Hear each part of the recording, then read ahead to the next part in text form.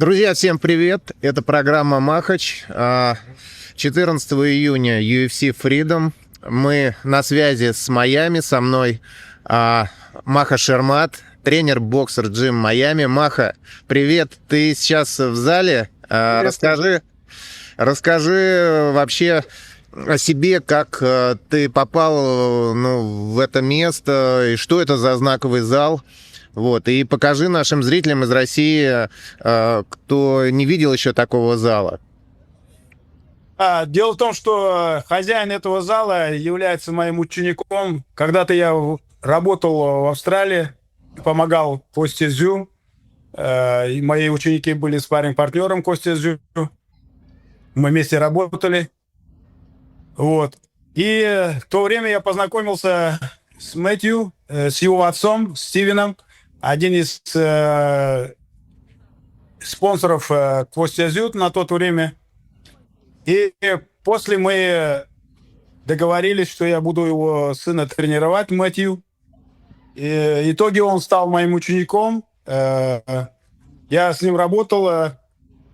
Он впоследствии стал чемпионом Австралии среди юниоров, чемпионом Океании и призером чемпионата мира среди юниоров. Несколько лет с ними проработал и жил у них дома. Сколько лет ты в этом зале работаешь? Сколько лет? В этом зале уже второй год я работаю. И за это время у меня 3 ученика, они выступают в BKFC. Один бывший чемпион мира, 9-кратный паунд-оф-паунд, номер 1, Луис Паламино, по прозвищу Бабун. Второй боец, это вот буквально позавчера он дрался, Пит Параза, 155 паундов, одержал победу. Третья моя ученица Кристина, она сейчас претендентка за звание чемпионки мира, будет драться в сентябре в большом ивенте. Это ее весовой категория 135. Это на легчайший вес. Bantamweight. Она один из лучших сейчас на сегодняшний день бойцов не только BKFC, но и профессиональный боксе входит. Дело в том, что мы иногда спаррингуемся нынешними чемпионками мира. В том числе у нас в спарринге были Тейлор, она абсолютная чемпионка мира, англичанка. Вот. Ну, надеюсь, когда-нибудь с ней моя ученица встретится на ринге, будут решать, кто будет абсолютным чемпионком мира на легчайшем весе. Маха, скажи, если я вот приеду в этот зал, кого я могу там встретить из звезд? Кто бывает вообще, кто приходит на тренировки? Вот поподробнее об этом. Ну, тут часто здесь чаще всего бывает, конечно, и это его домашний зал считается, Дэвид Бенавидес. Но, видимо, в комментариях не нуждается Дэвид Бенавидес. Я вот слышал, на днях я с Хосе разговаривал, с отцом Бенавидеса. Они должны вроде бы договориться, пока еще договоренность с Эдди Хирином нету, промоутером Бивола. Вроде бы идут у них дискуссия по поводу боя Бивол-Бенавидес. Но так как я понимаю, они еще общие не нашли подписание контракта на бой. Я на вчерашний день знаю, дело в том, что позавчера я разговаривал с Хосе, с отцом. Дело в том, что его парень, я правда забыл сейчас, по-моему, 76 килограмм, он будет в Панаме драться за звание чемпиона мира по версии WBC. Они сейчас находятся в Мехико-Сити. Мы через 2 недели встречаемся здесь. По поводу моей ученицы, то, что она будет дебютироваться в профессиональном боксе. Вот. Здесь вот чаще всего, конечно, Бенавидес бывает. Здесь бывает Флойд Мэйвезер. Здесь бывает Джек Пол. Тоже вот последний бой, который проводил он здесь, в Майами. Здесь тоже самый был Энтони Джошуа. Э, Здесь бывает практически много имена, в том числе Джервонта Дэвис. Дэвин Хейни, когда в Майами, здесь он тоже часто здесь тренируется. Кемп здесь он проводит. Я знаю Ну, один из... тут Я очень знаю много один из... имен. Маха, я знаю один из участников главного боя UFC Freedom тренируется в этом зале, и даже, по-моему, в честь него там покрышку поменяли.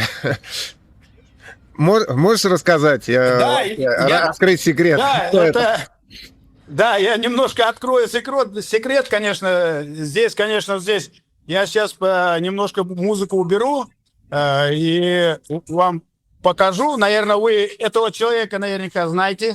Одну секунду. Одну секунду.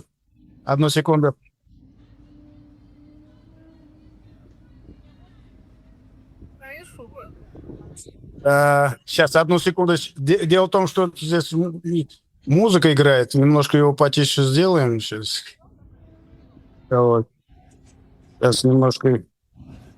Да ничего, мы музыку любим. Ты покажи нам картинку. Музыку, окей. Ну, тогда картинку тогда смотрите. Если с музыкой, тогда еще интереснее будет. Вот открываю октагон. Видите, да? Вот я захожу на октагон. Угу. Ну, видите, вес крови. Это вот спарринг партнеров Илья Тапуря.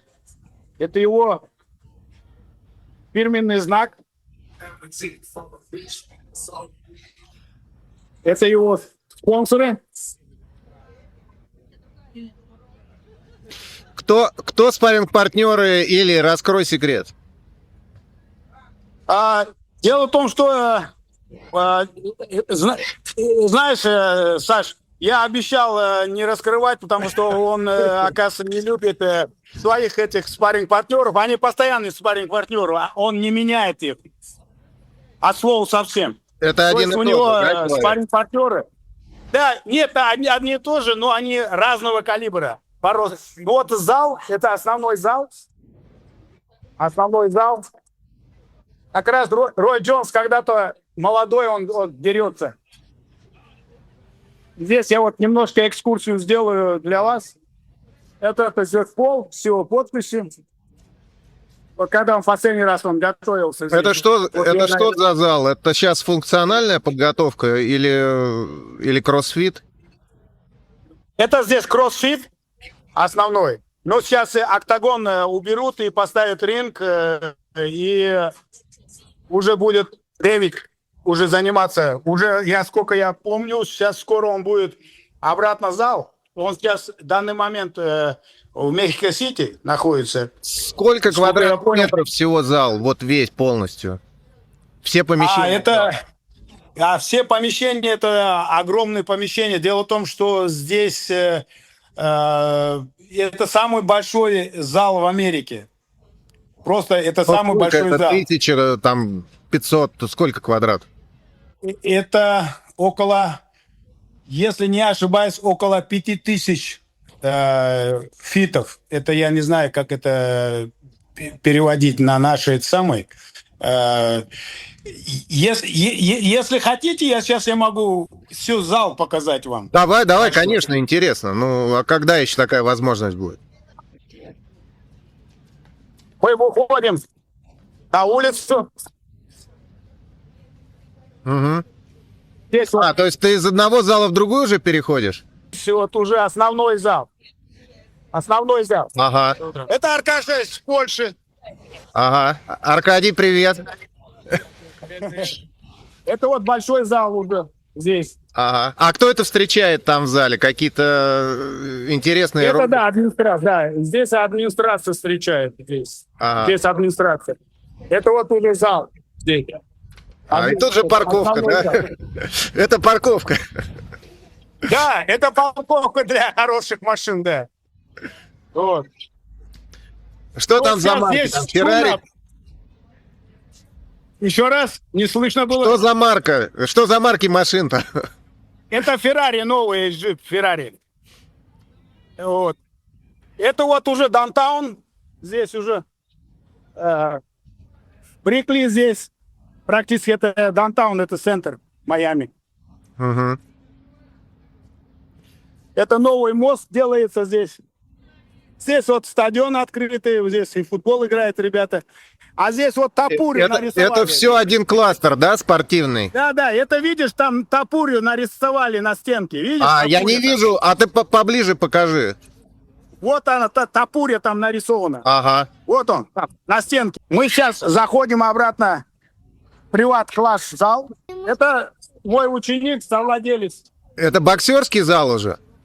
Это уже, да, ММАшный. Ну, нет, это вот здесь, это вот октагон для Ильи было поставлено специально. Ну, здесь стоит ринг, где То есть это Беновидес специально для готовит. подготовки Или был собран октагон, правильно я понимаю? Да. И, ну, вот сейчас его сегодня разбирать будут. Здесь будет ринг постоянно стоять будет.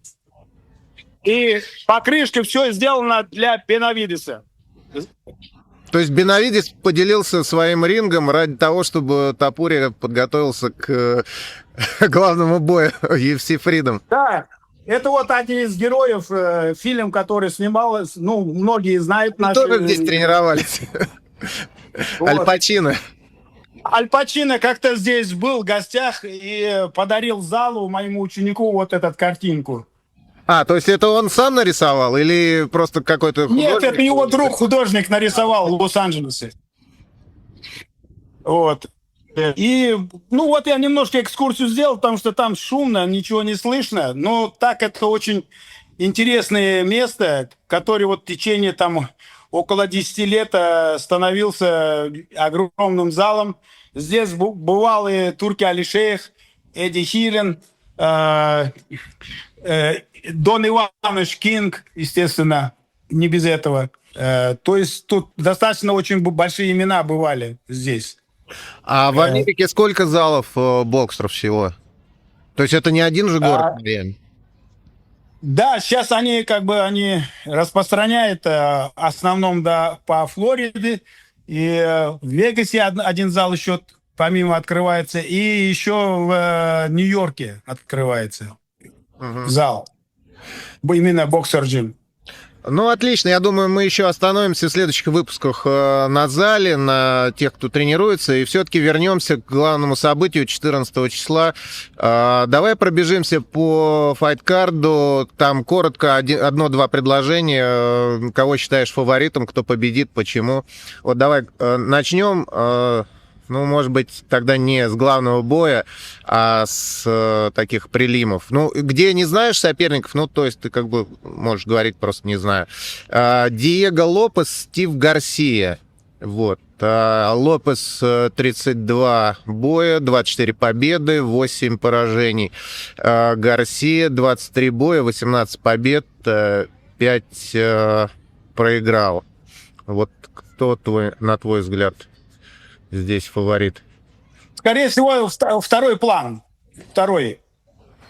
Гарсия, Как да? бы мое мнение. Да, Гарсия. Я так немножко видел. Он, по-моему, не ошибаюсь, если он, по-моему, мексиканец, если не ошибаюсь. К следующему бою. Значит, Бо Никол, Кайл Дакас. Не знаю их. Угу. И вот пара Маурисио Руфи, Майкл Чендлер. Ну, Чендлер уже стар. Не знаю. 33 боя, 23 победы. Я знаю Чендлера. Он здесь был на сборах. И мы были еще в Нью-Джерси. У меня парень, иногда я консультируюсь с парнем, он ПФЛ выступает. И, ну, я не знаю. Что скажешь Но о он его хороший, сопернике? он хороший боец. Я думаю, его соперник, наверное, тот соперник у него, который сейчас будет драться, скорее всего, его ведут. 13 боев, 11 побед. Да, и скорее всего его ведут. Мне так кажется, потому что Чендлер уже достаточно уже стар. Но он боец, он даст в любому бой. Угу. Ну и хорошо известный Шон О'Мейли нашей э, публике и Эйман Захаби.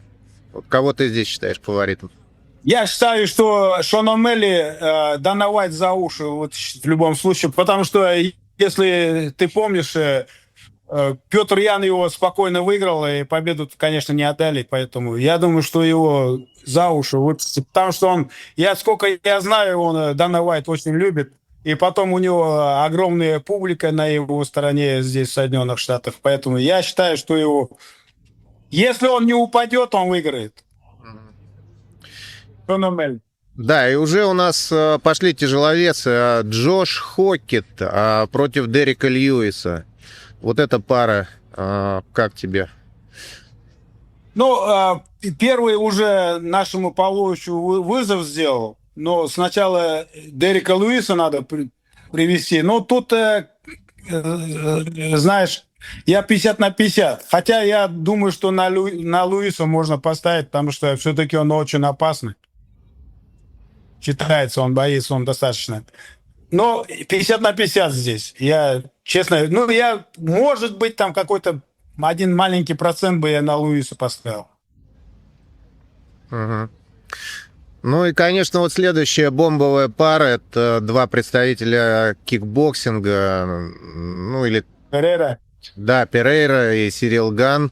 Но Перейру трудно здесь как бы переоценивать, и как бы, я думаю, у тебя тоже в сторону Перейры будут предпочтения. Но Ну, вот, я ты здесь знаешь, вижу только Перейру. я бы не взялся бы брать, потому что этот Ган здесь на сборах был, я его видел в деле. Здесь на спарринге он проводил здесь, 10 дней был на тренировку здесь.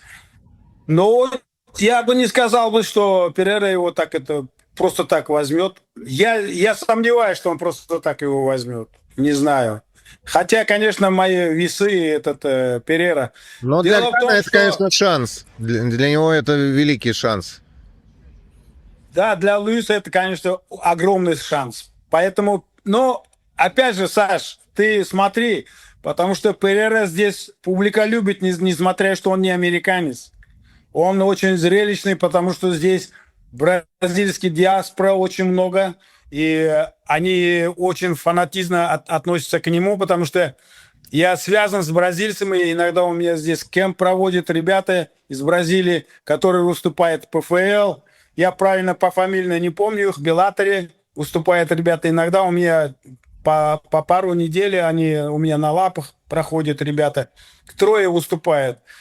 Сколько я знаю, что здесь очень большая фанатичная публика. Не просто бразильцы, а вот латинцы. Очень много латинцы обожают Перейру. Поэтому, не знаю, может быть, какой-то процент я бы дал бы на Перейру. Но бой будет очень жестокий. Очень жесткий, жестокий бой будет. Мгм.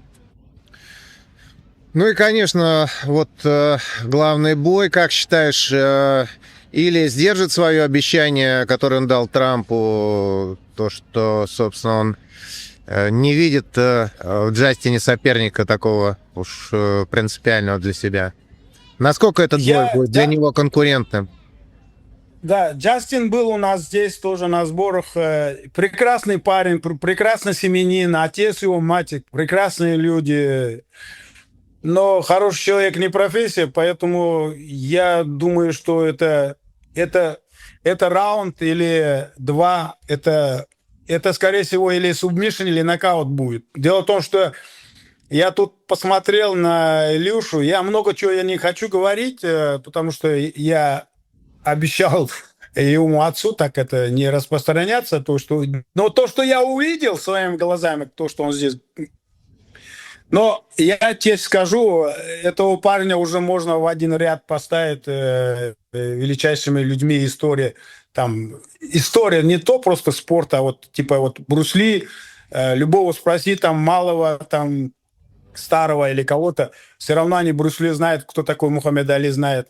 кто такой Рональдо. Хотя я просто, мне вот по секрету сказали, я не знал, этот Wolf Promotion, европейский, португальский промоушен, который по Европе делает, Wolf, который вот наш этот парень с Англии, дагестанец, парень, который уволили с UFC, забыл его, Мухаммед, как его, забыл его, за Англию выступает-то. Вот сейчас у него финал, он будет драться. Оказывается, это промоушен принадлежит Илье. Я не знал, просто вот я узнал сейчас. А его партнером оказывается Рональдо. Я просто не знал. Как еще раз промоушен называется? Это промоушен Ильи? WoW. WWO. Ну, WoW. WoW. Воу. В Европе достаточно очень известный промоушен. Они сейчас поднимаются. У меня мой бывший ученик Крис Маутини, он по происхождению португалец, он недавно дрался, и Заза, отец Ильи, я удивился, он, оказывается, выиграл, мой ученик выиграл у грузина. Я не знал его соперника, что он грузин или не грузин. Буквально вот месяц назад в Португалии он у меня дрался, мой ученик. Крис Маутини, который когда-то дрался с Шоном Мелли за титул UFC. Поэтому я считаю, что Илья, я думаю, что это один раунд, а может два. Ну, в любом случае это будет или субмишн, или нокаут. Но руки Ильюши, я тебе скажу, помимо его борьбы, его джиу-джитсу и все смешанное, вот это все, у него колоссальный бокс. Колоссальный, просто колоссальный бокс. Удивительно колоссальный бокс. Будучи не боксером. Если смотреть уже за спину сопернику или то в случае победы, какая вообще мотивация у него оставаться на таком уровне? Потому что, ну, дальше уже с кем драться-то он может? Как считаешь? Ну, они хотят, ну, как я Сколько у него? понимаю... 3 пояса уже будет? Да, 3 пояса будет, да, у него. 3 пояса. Но они уже легенды становятся уже на ходу. Он и так уже легенда. И, ну, я не знаю, кто ли повторит 3 пояса, это уже Есть ли вопрос. шанс у Армана Цурукяна подраться все-таки с Топурией? Если взвесит все вот, ну, разговоры, и я понимаю, нет. Я понимаю, что нет. Мгм. Ну что, друзья, поговорим мы с Махой еще после UFC Freedom. Выйдем снова в эфир, да, Мах? Обсудим, все кости перемоем.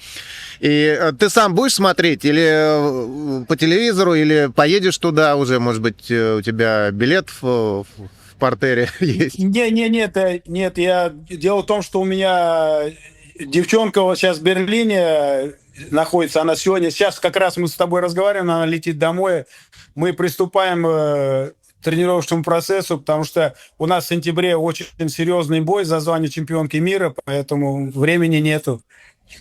Я буду в онлайне смотреть это все. Ну, мы сегодня, вернее, вчера вечером с Зазой пообщались с отцом. Они сегодня утром улетели в Вашингтон. Они сюда прилетят, вот мы должны после боя встретиться здесь, они отсюда улетают уже в Испанию. Ну что, отлично, тогда встретимся 15-го, и я думаю, нам будет что обсудить с Махой, и отлично. Первый блин, поздравляю тебя с дебютом подкаста Маха. Спасибо. Спасибо. Давай, счастливо. Давай, перезвони мне на это. Давай. Давай.